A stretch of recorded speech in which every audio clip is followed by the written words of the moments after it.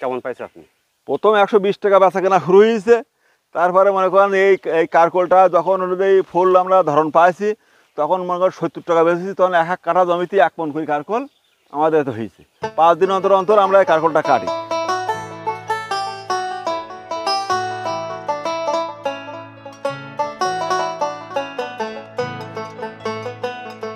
সুপ্রিয় দর্শক, আসসালামু আলাইকুম। আমরা এখন আছি সাতক্ষীরা জেলার পালিগ্রাম থানা ধানদিয়া গ্রাম। এই গ্রামে মৃত্যুঞ্জয় দাদা কীভাবে কাঁকরোল চাষ করে অধিক সফল হয়েছে সে সম্পর্কে আমরা জানবো এবং বুঝবো। দাদা নমস্কার। নমস্কার। দাদা, এই কাঁকরোল চাষটা আপনি কিভাবে এটা উদ্যোগ হলেন বা শুরু করলেন? এই কারকোল চাষ প্রথম ইন্ডিয়ার থেকে দেখে আসছি যে ইন্ডিয়ার থেকে আমি আর ভাই এই পাড়া দিছিল। দেওয়ার পরে আজকে 3 বছর লাগাচ্ছি, কিন্তু কৃষিকাজে যত প্রকার ফসল আছে এর ওপরে লাভজনক ফসল আমি পাইনি। এই কাঁকরোল চাষ কত দিন ধরে এটা আপনারা উত্তোলন করছেন? এটা চৈত্র মাসের থেকে উত্তোলন শুরু হয়েছে, আর এই কার্তিক মাসের শেষ পর্যন্ত হবে। যে আপনি যে কাঁকরোল চাষের সঠিক সময় কখন, চাষটা শুরু করতে কখন? চাষ এই কারকোল মূলত এই কার্তিক মাসের থেকে রোপণ করা যাবে। কার্তিক মাসের থেকে মাঘ মাস পর্যন্ত। এবার চৈত্র মাসের থেকে ধরন শুরু হবে। যে এখন তো সিজন শেষ। হ্যাঁ, সিজন শেষ। বছরে মানুষ লাগাবে, সেই মানুষ মানে এটা শুরু করতেছে বা উদ্যম শুরু করবে। সেক্ষেত্রে একজন কৃষক যখন লাগাবে তার তখন করণীয় কি কি? চাষের মেন হলো যে ভালো বীজ, জল সংরক্ষণের জন্যে মনে করেন যে জমিতে জল বাঁধে না তেমন জমিতে লাগাইতে হবে। সেচের লাইন ভালো থাকা লাগবে। তারপরে এই মনে করেন এতে মূলত সারও কম লাগে, স্প্রে খরচও কম। মনে করেন সপ্তাহে 1 দিন যদি আমরা স্প্রে দিই জমিতে, তাহলে শুধুমাত্র এই লেদা পোকাটাই মেন সমস্যা। তাছাড়া অন্য কোনো পোকায় এর কোনো সমস্যা। কাঁকরোল চাষের যে কন্দল লাগানোর সিস্টেমটা কি, মানে উপায়টা কি? এটা হলো মনে করেন বেড তৈরি করি 3 হাত অন্তর অন্তর। মনে করেন হলো যে এর ইয়ে করতে হবে। এখন 3 হাত থাকবে হলো যে বান, আর 1.5 হাত থাকবে চলার পথ।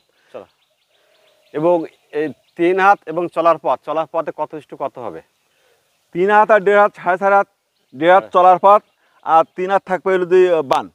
আর মূলত এই মালটার মেন বৈশিষ্ট্য হলো এই মালটা দেখেন, এই যে মালটা 100 গ্রামের ঊর্ধ্বে আছে। এখন তো ধরেন এই ধরন শেষ, মানে এই কারকোলের আর বেশি দিন ইয়ে থাকবে না। এখনও এই মালের যে কোয়ালিটিটা, এই কোয়ালিটির মাল কিন্তু পাওয়া যায় না। বাজারে পাওয়া যায় মনে করেন 20 টাকা কেজির মাল। ওই মালটা বাজারে নিতে চায় না। ওই মালটা কেজিতে 10 টাকা কম বেচা লাগে। আর এই মালটার একটা গুণ হলো এই মালটা হলো যে ওজন বেশি, কালার সবুজ, যে কারণে এই মালটা চাহিদা বেশি বাজারে। জি, এক কৃষক যখন নতুন করে যখন চাষ শুরু করে যখন লাগানোর পরে পুরুষ এবং মেয়ে গাছ এরা কত টাকা রাখবে, কিভাবে রাখবে? এর মনে করেন মদ্দা গাছ আলাদা করে দিতে হবে। মায়া গাছের সাথে দিলে সে কৃষক মায়ের খেয়ে যাবে, কারণ মেয়ে ওই মদ্দা গাছ বাড়ে কম আর মায়া গাছ বাড়ে বেশি। যদি মদ্দা মায়া একসাথে করে দেওয়া হয়, সেক্ষেত্রে মদ্দা গাছ ওই উঠতে পারবে না, ওই বানের তলায় পড়ে যাবে, গেলে মদ্দা ফুল হবে না। আর মদ্দা ফুল না হলে এই কারকোল লাগানোর কোনো যুক্তি নেই। এই কৃষক নতুন করে যখন চাষ শুরু করবে, কন্দল লাগানোর সঠিক সময় কখন? কার্তিক মাসের থেকে মাঘ মাস পর্যন্ত রোপণ করা যায়। কিন্তু কার্তিক মাসের রুলে কী হয়, গাছটা যদি আগাম বেরোয় যায়, পয়লা চতুর্থীকে মালটার ধরন পাওয়া যায়, তখন মালটা 120 টাকা কেজি। এবছর আমি মাল 120 টাকা থেকে বেচা আমার শুরু হয়েছে। জি, মানে আর কৃষকের হাতে খুব কম সময় রয়েছে। হ্যাঁ। আচ্ছা, কাঁকরোল চাষের জাত নির্বাচনটা কতটুকু গুরুত্বপূর্ণ? কৃষকের তো মেনই বীজই মেন। বীজ যদি ভালো না হয় তা মনে করেন ফলন ভালো হবে না। আপনার এই কাঁকরোল চাষে কি জাত ছিল এটার? এটা মূলত হলো যে ইন্ডিয়ান গোল্ডেন হাইব্রিড। আমার ভাই ইন্ডিয়ায় থাকে। ইন্ডিয়ার থেকে দেখেন একটা মালের কোয়ালিটি বা মালের যে এই যে মালের যে সাইজ, এই সাইজের মাল তো বাংলাদেশে আমি মনে করি যে সব জেলাতে এই জাত নেই। হয়তো 2-1জন আছে বর্ডার সাইডে, তাছাড়া এই জাতের যে কারকোলটা, এই জাত আর কোথাও নেই। যে এখন তো সিজন শেষ, প্রথম থেকে এখন পর্যন্ত বাজার দাম কেমন পাইছে আপনি? প্রথম 120 টাকা বেচা কেনা শুরু হয়েছে। তারপরে মনে করেন এই কারকোলটা যখন অনুযায়ী ফুল আমরা ধরন পাইছি, তখন মনে করেন 70 টাকা বেচেছি। তখন এক এক কাঠা জমিতে 1 মণ করে কারকোল আমাদের এত হয়েছে। 5 দিন অন্তর অন্তর আমরা এই কারকোলটা কাটি।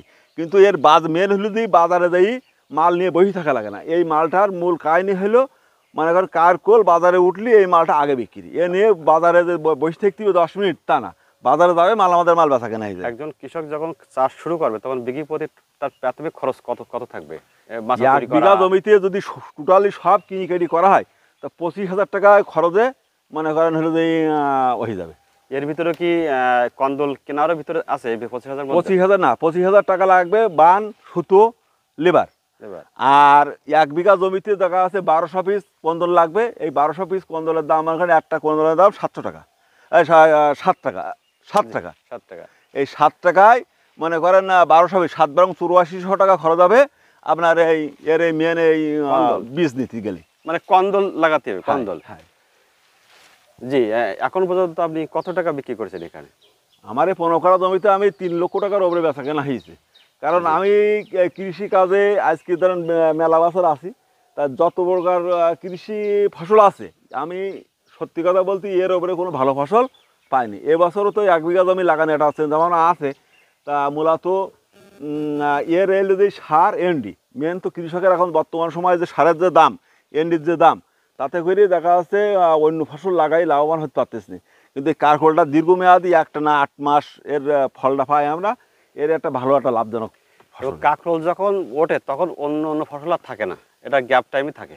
এইটা মূলত বর্ষার এই সময়। ডাক্তাররাও বলে যে হলো যে এই কারকোল খেলে অনেক শরীরের রোগ প্রতিরোধ ক্ষমতা বৃদ্ধি পায়, যে কারণে এই কারকোলের দাম কোনো সময় কমে না। আচ্ছা, আপনি যে কৃষকের যে কন্দল দেন অর্থাৎ বীজ দেন, আপনি কিভাবে দেন? এইভাবে এটা কিভাবে? এটা যদি কুরিয়ার করে কেউ নিতে চায় তো কুরিয়ার করে দেওয়া যাবে। বীজ শুধু নিলে হবে না, মেন কৃষকের বাসায় রাখতে হবে যে আমি শুধু বীজ বিক্রি করে দিলাম, বীজ বিক্রি করে আমি টাকা নিয়ে নিলাম, কৃষক মায়ের খেয়ে গেল, এমন কোনো কাজ করা যাবে না। কারণ মেন হলো এর মাদ্দা সেকশন করে আলাদা করে দিতে হবে, মায় আলাদা করে দিতে হবে। জি। যদি মনে করেন আমি শুধু টাকা ইনকামের জন্য এই কৃষকের বীজ দেবো, দিলে সে লস খেয়ে যাবে। কারণ এর মেন উদ্দেশ্য হলো বীজ ওই সংরক্ষণ করি মনে করেন ওই সেপারেট করে দিতে হবে। যদি আমি একসাথে একসাথে করে দিই তার জমিতে কোনো মাদ্দা ফুল ফুটবে না, মাদ্দা ফুল না ফুটলে মনে করেন এর এই কারকলে কোনো ধরন পাবে না। আচ্ছা দাদা, যারা চাষ করতে চায় হ্যাঁ বা করবে, তাদের উদ্দেশ্যে আপনার শেষ পরামর্শ আমি এতটুকু কথা বলতে পারি, আমার কাছ থেকে এই গেড় নেন পয়সা নেবো না 3 জনের জন্য এই বছর। জি। এই 3 জন ব্যক্তি যদি লাভবান হয় তাহলে আমি আমার ওই টাকা আলুটা পরে নেবো 3 জনের কাছ থেকে। কিন্তু আমি যদি সবার দেবো তা দিতে পারবো না। যদি নতুন কোনো চাষি এই কারকলের নিতে চায় বা সে যদি মন মানসিকতা ভালো থাকে, তার যদি লাভবান হয়, আমার যদি পয়সা ঠিকঠাক দেয়, তাহলে মনে করেন 3 জনের মাল দেবো আমি, একদম 100 টাকাও এখন নেবো না। জি, কৃষক যখন জানতে চাবে বা কথা বলতে চাবে তখন আপনার পরামর্শ কি আপনি ঠিক মতো দেবেন কিনা তাই বলেন? অবশ্যই দেবো। আমার যে বেগুনের ভিডিওগুলো আছে বাংলাদেশের ভিতরে, ওই বেগুনের জাত খুব কম লোকেরই আছে। বা এবছরও যে বেগুন গাছে যে বেগুনের যে লাইন আছে, এখান থেকে আর 15 দিন পরে মনে করেন বেগুনের ভিডিও দেবো, তা দেখলে যে বুঝতে পারবেন যে আসলেই চাষির মেন হলো যে জাত। শুধু বসে থাকলে হবে না, আমি এই অমুক জিনিস রুই থুলি শুধু লাভবান হওয়া যাবে না। মেন পরিচর্যা, মেন হলো জাত।